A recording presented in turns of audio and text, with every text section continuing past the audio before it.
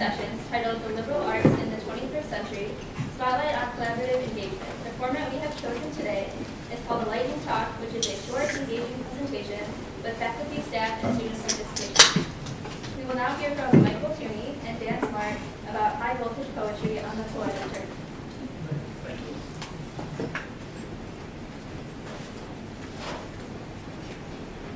Christopher Nolan's movie The Prestige opens with Cutter, the inventor of numerous illusions, played by Michael Caine, offering the outline of a magic trick's 3 parts. The pledge first, the prestige last, and in the middle, the turn. When a magic trick, quote, when in a magic trick, the magician takes an ordinary something and makes it do something extraordinary. First, a little small print. Today, my fellow presenters and I will talk about the turn, though we'll focus in just a bit on the turn in poetry. Let's quickly define the turn as a major shift in the rhetorical and/or dramatic trajectory of a text, be it written, oral, or even cinematic. Turns are important parts of almost any art that has duration. Turns in the form of plot twists are major components of fiction and cinema. There is no O. Henry's Gift of the Magi or M. Night Shyamalan's The Sixth Sense without the turn. If you hear somebody say, spoiler alert, you are in the vicinity of a turn. Turns are vital as well for humor. Jokes transform a banal setup into a surprising punchline. Here are 2 cartoons by comedian Dimitri Martin. I'll just be quiet for 6 seconds while you enjoy them and the turn at the heart of each one.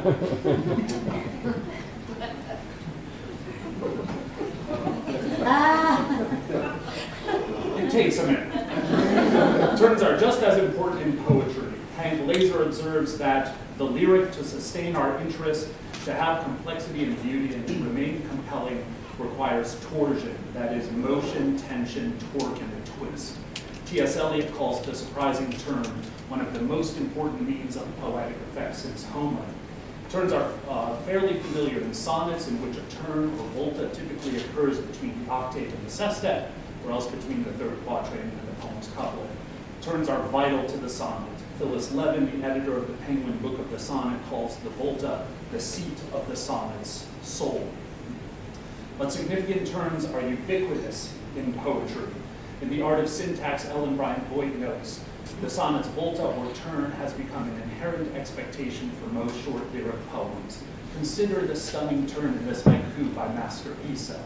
The snow is melting, and the village is flooded with children. And here is Dorothy Parker's wicked, ironic poem, Comment. Oh, life is a glorious cycle of song, a medley of extemporanea. Love is a thing that can never go wrong, and I am real Romania. Turns are incredibly varied. They can be quick or slow, sudden or somewhat prepared for. They can elevate a poem or they can chop it down. They can deliver insights or undercut. They turn a serious poem funny and a funny poem serious. They close a poem down or they open it up. The one thing that all great turns can be said to do is offer at some level some kind of surprise. And surprise is a powerful element. Poet Jane Hirschfield notes, in poetry, surprise deepens, gathers, and purifies attention. The mind of preconception is stopped to allow a more acute taking in. For all of its importance, though, attention to the poetic turn has largely been only sporadic.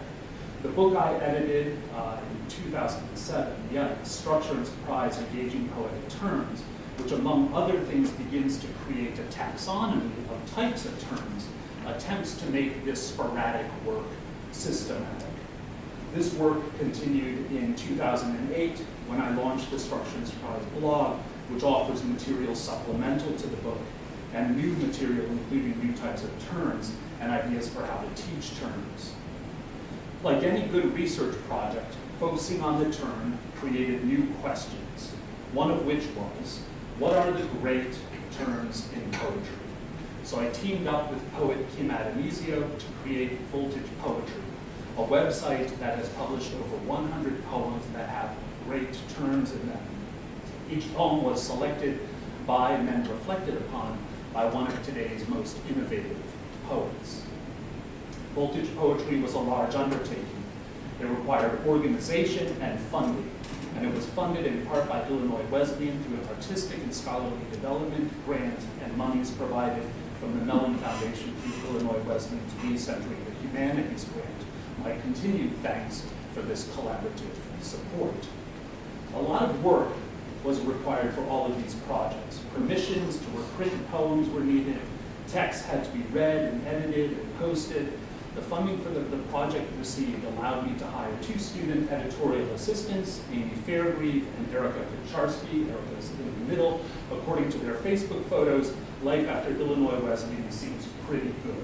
And with the assistance of these students, for 2 years, we founded and ran what we came to call the Turn Lab, a group of student workers, Mike Dickinson, Danielle Camp, Al Mayako, Colleen O'Connor, Nicole Pierce, Emily Susina, Maggie Zysett, and one of today's respondents, Christina Delaney, who devoted time and energy to doing the work needed to make the Voltage Poetry website possible. Numerous other projects have arisen as well, including a variety of essays and presentations.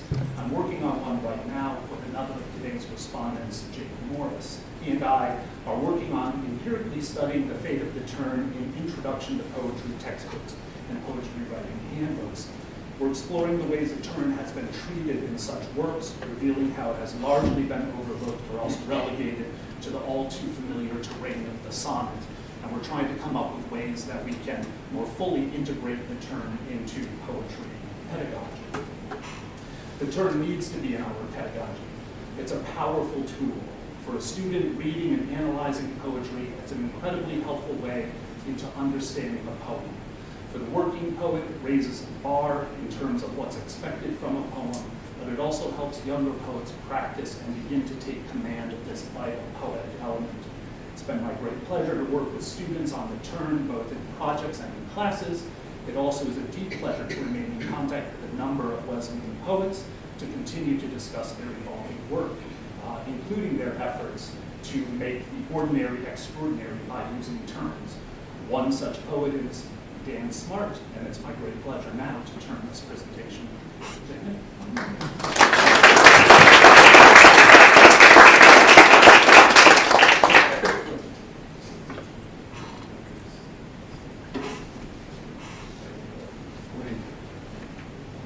You want your talk?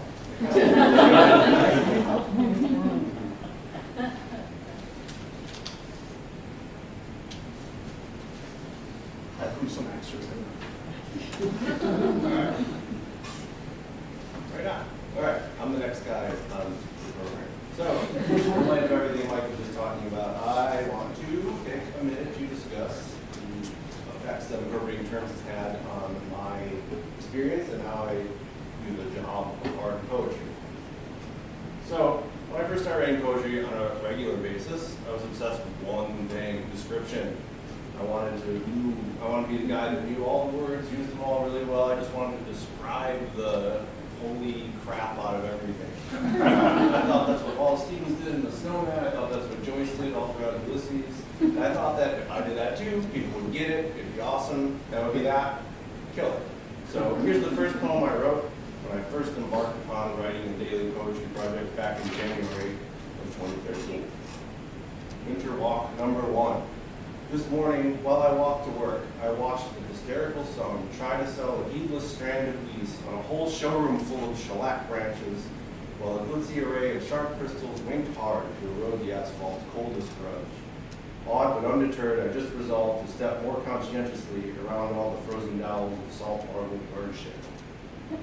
Well, there's some cool lines in there. I think showrooms full of shellac branches still sounds cool and is fun to say, and I think I still like frozen dowels of salt marble bird shit. But when I read it back again now, something kind of dissipates on me a little bit, other than a little bit of last second profanity. Where's the surprise? Where's the magic? So when poems try to go after us in one singular way like that, I kind of think it's a little bit like finding some cool key on the street somewhere. You know it's capable of unlocking something, but who knows what, so why would you bother picking it up? Throughout the next several years, my correspondence with Mike and following his enlightening work with engaging poetic terms, I started to think about how I could inject my poetry with more of these surprises. I never really made a conscious decision to like only write cool poems with great turns in them from now on or anything like that, but like as the reality of what it actually means to write a poem every day, after day, after day, after day, started to set in on me, I kind of just naturally gravitated towards this new way and moved away from sheer description and towards a mode that had a little more motion to it. But instead of just getting a particular image nailed, I now wanted to find excitement, and I thought that would have a lot to do with how kinesthetic a poem felt. This makes sense. I think a good mystery novel or amusement park ride is good, not because it's 100% true to your life experience, but because of all the twists and turns that you didn't really see coming. Here's another piece I wrote after living with these ideas for like 10 months. The meat of this one is also description, but this time there's hopefully a stronger, stranger conceit getting gradually revealed as it goes on. Manifesto. I wholly intend to use these round words to get you to see in your mind the same way that I see in mine, some pretty carelessly strewn about thoughts, and to have them appear not just within you, but before you too, like so many humble roadside wildflowers in long and late morning sunlight would, twiggy purple, burr brown, red with shocks and cottony October yellow. It kind of looked just haplessly right at home no matter what, but how am I going to know what I'm doing? Wait, don't ever tell me. To me, this poem kind of showcases a basic cool form of the term. You could maybe think of it as a plot thickener. It's done well. The effect of this sort of poem is like a cliffhanger at the end of your favorite TV show, only in the case of a poem, since there's no next episode, it kind of sends you right back to the top of the same poem to read again in search of clues that might help you understand the mystery that confounded your expectations initially. In this case, the autumn roadside scene isn't really the point of the poem. Before the end, it gets hijacked by a speaker whose lament is actually that we'll never know whether his listener will actually see it. In this way, I think the poem now has a new wrinkle in it. So once I started feeling the power of these new ripples, I was pretty hooked. Here's another example from a few months later. This time distilled down even further with a turn that happens as soon as possible. Argument for John Cage. If everything we do is music, then sometimes I don't care at all who's dead. Of course, there's a little more to it than simply trying to confound people's expectations, though. You can't just end every poem by saying, just kidding, not really, and get away with it. I started looking for other ways for my poems to do extra work like this, and one of the more interesting ways that I found was with something we could maybe call a revelation term. In these sorts of poems, an everyday object or scenario is presented, examined up close for a minute before the lens pans way out to a super wide shot near face to face with some powerful truth that seems way out of proportion with how humble the poem is. Here's an example. Full disclosure. The wise old beginner, an apple-cheeked boy, practically born laughing into a huge white beard, is a sometime friend and weirdly little potent notion of mine whenever I feel that one too many lids are full. I can't explain myself even exactly how I feel like this works for me, but I just know that the revelation that a speaker is somehow losing control of the situation causes this little notion to ripple with a form. But not all turns need to be serious to be do amazing work in the poems either. They don't need to be hugely revelatory. I think, as Mike said, it's also a good grounds for a good punchline. The turn as gag is one of the funniest and funnest methods I found to make an image move and ripple. Like all good comedy, timing is everything. The more sun the rug pull, the better. Here's a short poem that tries to achieve this. Blustery anthropomorphism. The wind's so huge this afternoon, I bet even that fat hawk who looks all perfectly stuck up there is like, what the fuck? Here's another one that kind of moves in the opposite direction as the first one did, which kind of turns a little joke into something painfully real. It's called famine. Everything's coming up roses, only Jesus, he planted potatoes. As you can hear, the same kinds of turns can be incredibly rich and varied. And in my own writing throughout my workshopping opportunities with Mike, I gain enormous respect for their ability to review an old idea with so many new extra lives. Engaging with the turn has added exponential enjoyment to the act of writing because whether some are gradual or profound or ridiculous, they're always surprising. They help take poems to new places. Truly not knowing what's going to happen next is what makes life worth getting out of bed for in the first place. Even if I'm going to slip on a banana peel, I say let me out. Thank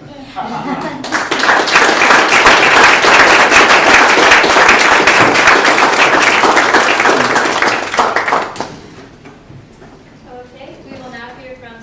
respondents Christina Deline and Jake Morris.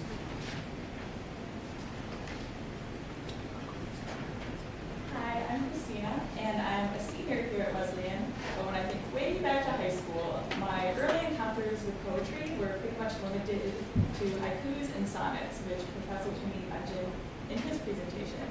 And what's interesting to me is that the only two forms that I learned, which the term is so important to, we never talked about the terms in the high school classroom, not even the sonnet-specific volta.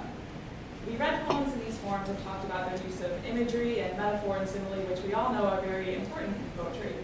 And when we wrote our own poems, we made sure we had the right number of lines and syllables and the right rhyme scheme. And I'm a fan of formal poetry, so I also recognize that these are very important things to learn. But when we talked about the overall meanings of the poems, we didn't acknowledge that it was their specific terms that gave them those meanings. I distinctly remember reading Shakespearean sonnets and then being assigned to write our own sonnets on the topic of love to be read aloud in front of the class. And despite the fact that I had nothing interesting or surprising to say about love, my 14 lines got me an A. As poet Billy Collins says, high school is the place where poetry goes to die. When I got to Wesleyan, I took English 202 with Professor Theune, and he taught us about the turn. And it was a bit like finding out this big, well-kept secret, because there was finally a word to explain the part of the poem that had always wowed me. It might seem obvious to say, like, yes, of course, this poem is so great because there's this really awesome surprise at the end. But without discussing the turn in detail, without pointing directly to where and when it happens, our analysis relies more on the overall outcome of the poem rather than how the specific pieces of the structure work to make that outcome. Once you learn those, the world of poetry, both reading and writing, begins to open up more to you. I was able to recognize turns in many poems I had already loved for a long time. Learning about the turn was also vital to my own poetry writing. In my years of creative writing classes here at Wesleyan, I've consistently found that the key to improving my poems is the turn.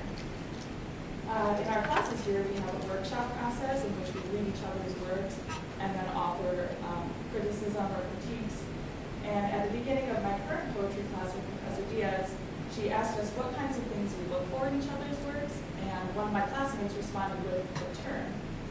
So after workshop, we make revisions based on those comments, and in many of my revisions, I'm focused on the turn.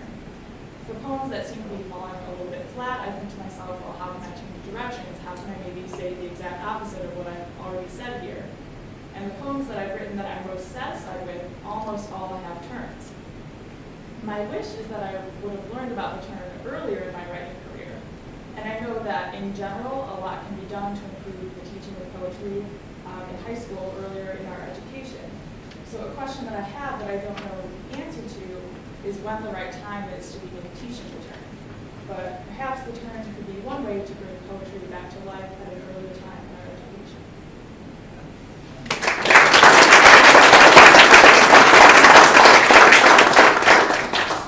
Hello everyone, my name is Jake. I'm a sophomore in environmental studies major, and this semester I had the opportunity to assist Professor Theune in research where we're conducting, trying to figure out exactly how the term has been formally addressed in poetry pedagogy, which has already aided my understanding of the term, and which was admittedly something I didn't know, just like Christina, before I came to Illinois Wesleyan. My first semester here, I took Poetry 202, and we learned about the term. And since taking that class, it's been hard for me to look at poetry the same, in that I'm constantly looking for the term, the presence of the term, what it does for the poem. And so in 202, I kind of discovered what we've learned and seen through dance poems today, that terms are incredibly vital for poetry that engages readers. And part of that engagement is, in big part, the variety in which terms come. And I think we've seen a lot of that variety in the poems that Dan shared with us, and I really agree with that, with what he said, that poems need to engage readers to read and reread poems again and again to figure out where exactly the turn is doing for the poem. So if we're to accept that the turn is a vital piece of the poem, this leads to the question, which I know is one of students' favorites, whether all good, successful poems employ some type of turn. And this is something we should all learn. Now, I agree that the turn does raise the bar for what's expected of a poem, but what I'm curious about is whether our expectation of that turn within the poem disrupts the engaging nature of the turn itself. So if the turn is taught prior to college, I would assume that you're going to be a lot of younger readers and writers who are conscious of the turn's vitality, who could potentially write and read poetry in a new way, being like hyper aware of the turn. And I wonder if this could lead to forced turns, like turns that don't really, they're there, they're not really successful, they don't really seem fitting almost. So one of my biggest questions that came from our research together and just thinking about the turn in general is, could this new way of viewing poetry aimed at surprising and engaging readers actually do the opposite and disengage readers? I don't think this is true personally, but I can see how our awareness of the turn can kind of disrupt or limit our ways of viewing poems. So the anticipation or expectation of the turn can likely destroy the quality of surprise, which poems rely so heavily upon to engage readers. So I understand that a surprising turn can never really be expected, but I encourage you to question what our consciousness of the turn will do for future readers and writers of poetry. Yeah.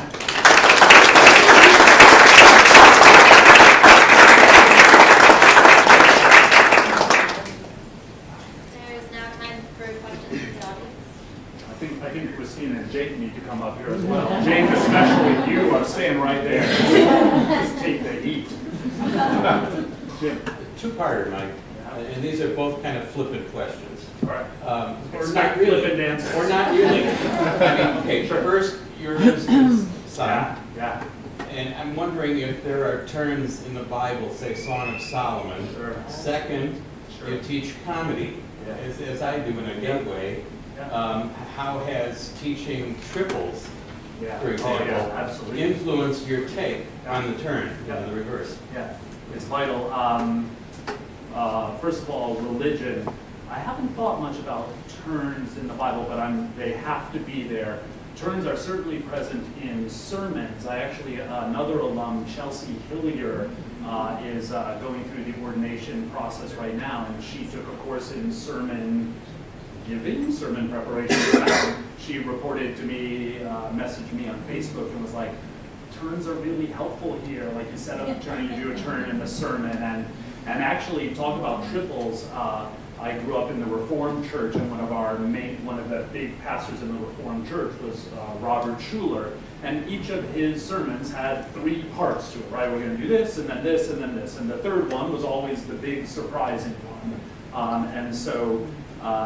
So I think even, I don't mean to say that his sermons were comedic, alas, they rarely were. But that same kind of structure was there. And yeah, the comedic triple is vital. One of the main reasons why I decided to teach comedy was that students in their writing, I kept getting students say, they would mention an idea and then they'd give 2 examples of it and then say etc. And it's like, no, that third thing right there is the point where you have to blow it out of the water, right? And I was like, how can I teach that systematically? And it turns out that comedy writing is the way to make those terms systematic. Yeah. Thanks, Jim. Any other questions? You may want to just take down our respondents. Those great questions they asked. Beautiful stuff. Nobody ever expects the Spanish Inquisition is my response to Jake's. There was a Paige? Yeah, I was going to ask, other than the potential ruining of the term by learning too much about, is there anything else that you could see potentially wrong with the term? Like, what are the downsides to term? Sure, of course. predictable turns, right? Just like any element of art, if it's done badly, it's not going to work. And so that's the response. If the turn feels predictable, and I think there's a predictability even in too much surprise. So I love this element in turns that I've kind of come to call fitting surprise. Other people call it apt surprise, and it's just, for me, it's that haiku by Isa nails it right, that with children, right? The snow is melting, the village is flooded with children, right? For me, that's almost a perfect icon of kind of fitting surprise. And for me, that's magical. And the only way fitting surprise works is for it to work within the context of a singular poem. We can have a general name for the idea of it, but it always has to be embodied within a specific text. Poets are some of the best theorists of turns themselves, and so poets have great fun with turns. We talk about turns in sonnets happening between the octave and the sestet, or after the third quatrain and the couplet, but the poem that I actually showed on there, the main turn happened in the last line. Poets are aware of all the rules, and then they mess with them. That's kind of what you do. And so I was thinking about Jake's idea of like a poem without a turn. There's a 14-line sonnet. Each line just goes, nothing in that drawer, nothing in that drawer, nothing, for 14 lines, right? And it's very funny. But the only reason why it's funny is because you actually expect a turn. It's like, what's going to happen at the couplet? And then nothing happens. And so it's a beautiful joke. And so I think turns are as important as standard forms are to poetry. I think where it is possible, I think, potentially to have a great poem without a turn in it. But a lot of great poems have turned in them, and we're doing a bad job of teaching that somewhat systematically.